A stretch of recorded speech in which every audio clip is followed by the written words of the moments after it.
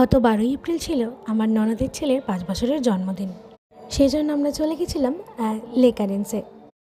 ননদ বললে ভুল হবে, আসলে সম্পর্কে কিন্তু আমার থেকে ছোট, কিন্তু বয়সে বড় হওয়াতে আমাদের মধ্যে কিন্তু দিদি বোনের সম্পর্কটাই বেশি।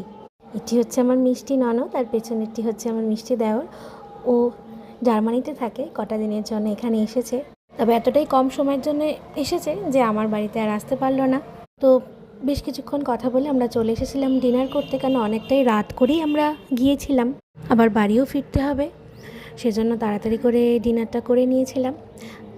আমার শ্বশুরবাড়ির প্রায় প্রত্যেকটা লোকই ভীষণ ভালো।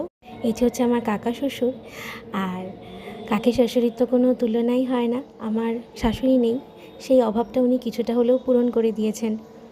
ভীষণ ভালো মানুষ। খুব ভাগ্যবতী যে আমি এত ভালো একটা পরিবার পেয়েছি আমার জীবনে। আর অবশ্যই এটা জানাতে ভুলো না কিন্তু যে আমাদের দুজনকে কেমন লাগছে। আর আরেকজনের কথা তো বলতেই ভুলে গেছি, সেটা হচ্ছে আমার ননদের বর।